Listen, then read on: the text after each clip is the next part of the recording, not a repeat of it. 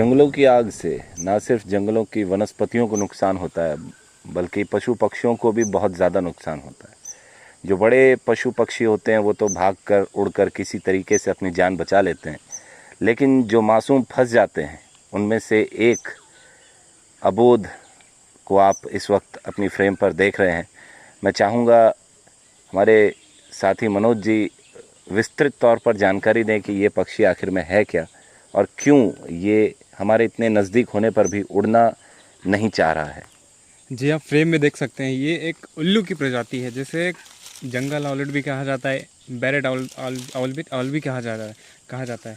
दरअसल देख सकते हैं कि ये इसलिए भी नहीं उड़ पा रहा है क्योंकि ये बच्चा है, कह सकते हैं कि एक जुवेनाइल है। हालांकि ग्रोथ इसका बहुत ज़्यादा नहीं होगा, अडल्ट होने पर भी ऑलमोस्ट इससे थोड़ा ही बड़े होते हैं, बस इसके फर में थोड़ा सा ग्रोथ आएगा, इसके स्ट्रेंथ में थोड़ा सा ग्रोथ आएगा और ये अच्छे से शिकारी प्रवृत्ति इसकी जागने में कुछ और वक्त लगेगा, जिसके वजह से इंसानों को देखकर भी उड़ने की क्षमता नहीं रखता है अभी। कुछ दिन से अगर अपने प्राकृतिक परिवेश में अगर रखा जाए, इसे ऑब्ज़र्व करने का मौका दिया जाए तो बिल्कुल से उड़ेगा, शिकार खुद करेगा और अपना जीवन यापन अच्छे से करेगा। जंगल में हम दोस्तों एक स्नेक की रिलीज़ के लिए आए हुए थे और इस बार जब फॉरेस्ट फायर थी, ये रात को काफ़ी देर में शायद लगी होगी, तो सूचना हमें नहीं मिल पाई और ये हमें फुदकता हुआ दिख गया सड़क पर या जो जंगलों के अंदर पगडंडियाँ लगी होती हैं उसमें ये दिख गया फुदकता हुआ। तो हमने इसे उठाकर चेक किया, डिहाइड्रेटेड लग रहा था, पानी इसे पिलाया। उसके बाद ऐसा लग रहा था कि ये थोड़ा सा घबराया हुआ है और कई बार ऐसा मनोज जी बताया जाता है कि आउल्स जो होते हैं वो डर के कारण कुछ देर तक उड़ नहीं पाते हैं। क्या इसमें कोई सच्चाई है या कोई मिथ है? जी बिल्कुल, इसमें 100% सच्चाई है। हमने काफ़ी सारे उल्लुओं को रेस्क्यू किया है, कई ऐसे लोगों से छुड़वाया है जिन्होंने इसे बंदी बना कर रखते हैं। कई ऐसे उल्लू भी देखा है हमने कि सडन इनको अचानक से जो शौक लगता है, ह्यूमन इंटरफ्रेंस का लगता है, चाहे वो फॉरेस्ट फायर का लगता है या किसी तरीके का घेराव से लगता है, तो ये कुछ मिनटों या कुछ दिन के लिए उड़ना बंद कर देते हैं। हमारे ऑब्जर्वेशन के हिसाब से हमने देखा है कि ये उड़ना जानते हुए भी अचानक से शौक की वजह से वो उड़ना बंद कर देते हैं। उल्लुओं को लेकर भी काफ़ी सारे मिथक जो हैं सोसाइटी में, समाज में व्याप्त हैं, जिसमें ये कहा जाता है कि अपशकुन होता है उल्लुओं को देखना, या उल्लू अगर आपके घर पर आकर बैठ जाता है तो जो घर पर छोटे बच्चे होते हैं उनको लेकर भी कई सारे मिथक समाज में प्रचलित हैं। तो क्या वाकई में इन मिथकों में कोई सच्चाई है या फिर इसकी जो अपीयरेंस है और ये चूँकि नॉकटर्नल होता है इस कारण ही लोग बचने के लिए ऐसा कुछ बता देते होंगे? जी, उल्लू किसी तरीके का अपशगुन नहीं लेकर आता है, ये भी एक अन्य वन्य जीवों जैसा ही है।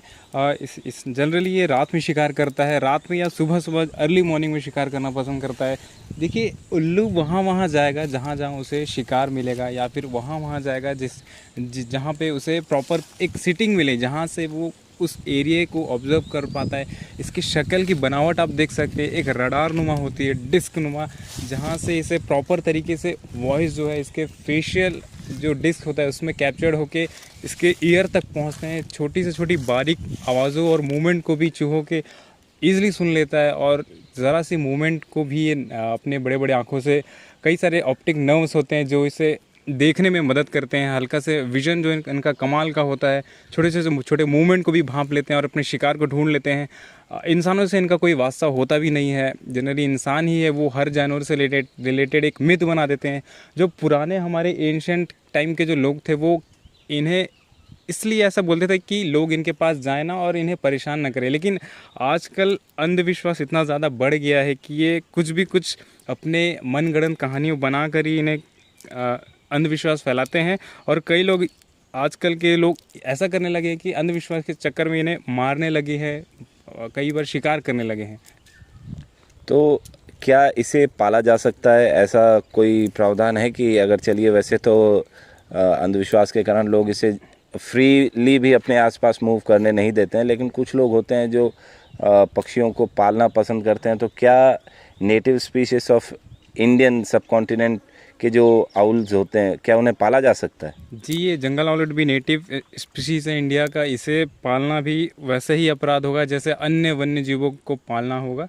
आप किसी भी नेटिव स्पीशीज़ को पाल नहीं सकते, बंदी बना नहीं सकते, किसी को परेशान नहीं कर सकते। इसके तहत आपको कड़ी से कड़ी कार्रवाई होगी। हमारे देश में पहले से ही वन्य प्राणी संरक्षण अधिनियम है, जिसका उल्लंघन करने पर काफ़ी सारी आपको पेनल्टीज़ भरनी पड़ सकती है, काफ़ी आपको दंड मिल सकता है, जेल तक हो सकती है। तो ऐसे किसी जंगली जानवर को परेशान ना करें, उन्हें अपने परिवेश में ही रहने दें। वो वहाँ पर अपना काम बेटर करेंगे, ना कि आपके घर में। जनरली दोस्तों हम ऐसे वीडियोस नहीं शूट करते, लेकिन आउल से रिलेटेड जो कहानियां हैं और वनों में लगी आग से क्या नुकसान हो सकता है वो आपको दिखाना ज़रूरी था, इसलिए ही हमने ये वीडियो शूट करना ज़रूरी समझा। आप अभी इसकी मनोस्थिति को समझ सकते हैं कि एक शिकारी पक्षी जो ह्यूमन इंटरफेरेंस को बिल्कुल नकारता है, वो ह्यूमंस को देखकर ही भागता है। वो इस वक्त हम इससे तकरीबन 3 या 4 फीट की दूरी पर ही खड़े हैं, लेकिन उसके बाद भी ये उड़ नहीं रहा है। हालांकि अभी ये आराम कर रहा है, लेकिन फिर भी ऐसी परिस्थिति में भी इनकी जो सेंसेस होते हैं वो काफ़ी ज़्यादा एक्टिव होते हैं। लेकिन ये आराम करना चाहता है, ये थका हुआ है, ये ट्रॉमेटिक सिचुएशन में ये भूखा है। और ऐसी परिस्थिति में जंगलों की आग से, जैसा हमने शुरू में ही बताया था कि ना सिर्फ वनस्पतियों को नुकसान होता है बल्कि वन्य जीवों को भी नुकसान होता है। तो वनों को आग से बचाइए, प्रकृति का संतुलन बनाकर रखिए, क्योंकि वन है तो हम हैं। इसी नोट पर दोस्तों इस वीडियो को हम एंड करना चाहेंगे। आप सब्सक्राइब करना ना भूलें, टेम एशियन प्रकृति और हम। आज के वीडियो में इतना ही। जय हिंद, वंदे मातरम।